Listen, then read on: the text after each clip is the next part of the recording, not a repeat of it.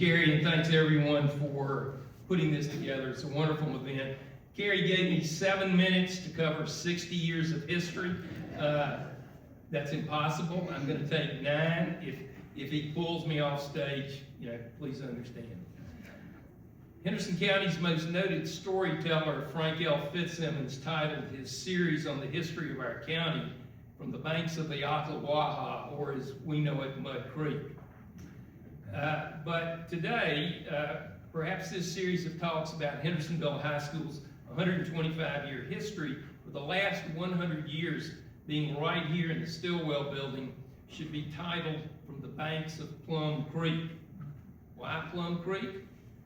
Well, because the name of this area where we are today was once known as the Plum Thicket, with Plum Creek flowing through it.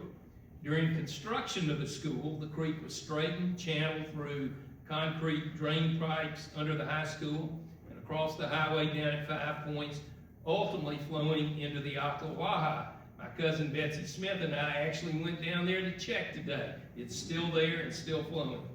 And I would say that just like that stream has continued to flow over these more than 100 years, Hendersonville High School has continued to produce a steady flow of graduates to serve our community, our state, and our nation. Now, 25 years ago, in 1901, leaders in the community established the first city school by renting the old Judson College building, where classes were held until 1912, when the Rosa Edwards School on 4th Avenue was finished. And in 1923, bond issue was passed. What was then known as the Noterman property was purchased, where Boyd Park is now, plus an additional area where we are today.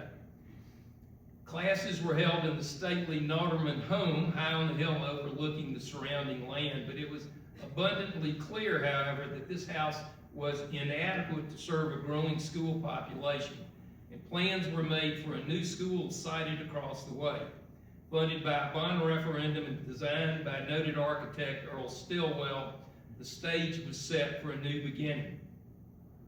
The last class to graduate at the old Noterman home was my father's class in 1925. Early in 1926, students moved from the Noterman house to our present-day Hendersonville High School, and at least according to Hall Waddell, who insists that my father assisted folks in moving all of the furniture and books and everything from the old school to the new, probably because my mother was a senior in the class of 1926.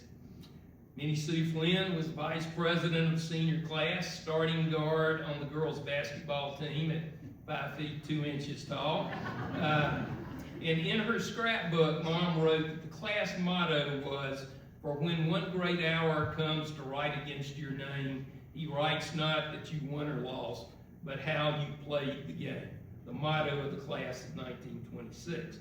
Graduation exercises took place here in the new high school auditorium on Friday, June 4th at 8 o'clock, with the speaker being Dr. Ashley Chappell, who I believe was a Methodist minister.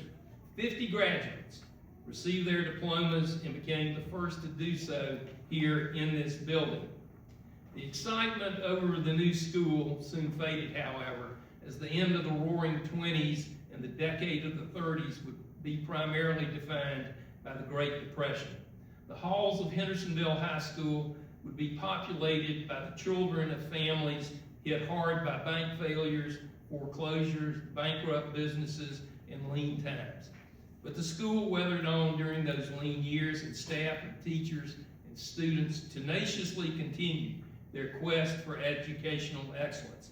The 1935 red and white was typed, not printed, and noted with pride that the paper had returned after a lengthy absence, with the editors expressing their hope that the paper could once again be a regular feature of the school.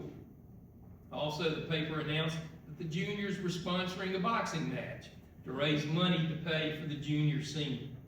But as the 30s came to a close, times got better. An edition of the paper in 1938 praised new funding to make badly needed repairs here at the school, and the new rock gymnasium was completed as a WPA project. The football team hit the field, and and was captained by a future great champion of this school, B. Sims. All in all, it may have been a tough decade for the red and white, but school pride never wavered. If the previous decade was marked by economic troubles, the decade of the 40s was marked by war. On December 7, 1941, Pearl Harbor was attacked by the Japanese, with Germany shortly thereafter declaring war on the United States. The young men and women who walked these halls would have their lives impacted in so many different ways. The October 21, 1942 edition of the Red and White listed those graduates of Hendersonville High School who had given their lives in defense of this country and democracy. Among those listed was Charles Richard Hedge, who in the 1938 edition of the Red and White, previously mentioned, received a Boy Scout Award. 4 years later, Dick Hedge was remembered as missing in action over Burma as a bombardier with the U.S. 7th Bomber Group. Student activities were geared to non-traditional activities, aiding the war effort, with the Junior Red Cross drive netting $38.83 for the Red Cross. The Stamp Club was into its 6th war stamps and war bond drives. Scrap metal was collected by students and turned in for military use. But with peace and the end of World War II, the school saw a remarkable change. By the end of the decade, the Red and White edition seemed downright normal, with honor society activities, school plays, and athletic competitions thriving. The basketball team, I thought this was pretty unusual, even headed to Florida in February of 1949 for a road trip, playing one game against the University of Florida freshmen. Life at the school was back to normal, but a new challenge was emerging here and elsewhere else as everyone began gearing up for an influx of new students. The baby boomers were coming. I made it here in the fall of 1954 in Mrs. Bennett's 3rd grade. At that time, the school ran from the 1st grade through high school.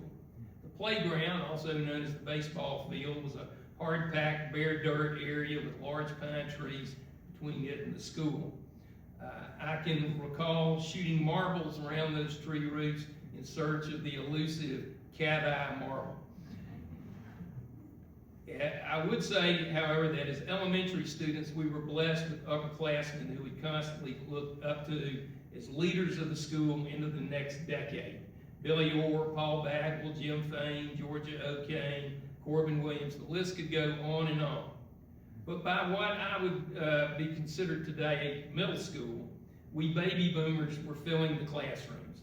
The halls would occasionally echo with the gentle, maybe not so gentle, sounds of a paddle making contact with the posterior of the occasional wayward student.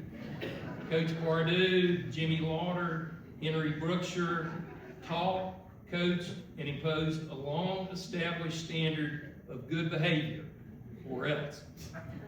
The 50s could in many ways be considered the golden era of Hendersonville High athletics, although there may be some here today who would disagree on that. Yogi Petit started on the basketball court, then went on to play for UNC and under legendary coaches Frank McGuire and Dean Smith. Bob Elliott was a bruising running back who dragged tacklers up and down the football field and later played football at UNC. Don Howley was a star quarterback for the Bearcats, playing at Clemson before going on to a distinguished military career, including numerous combat medals earned for his service in Vietnam. But academics was then and now the hallmark of Hendersonville High School. Carrie mentioned so many of those teachers, Mrs. Westmoreland, Mrs. Croft, Mr. Stewart, Mr. Swafford, and so many others. Their excellence as teachers was unsurpassed. Academics would characterize the school's ongoing quest to produce leaders and community servants for the years ahead. So many of this community's icons were products of this school and the excellent education received here.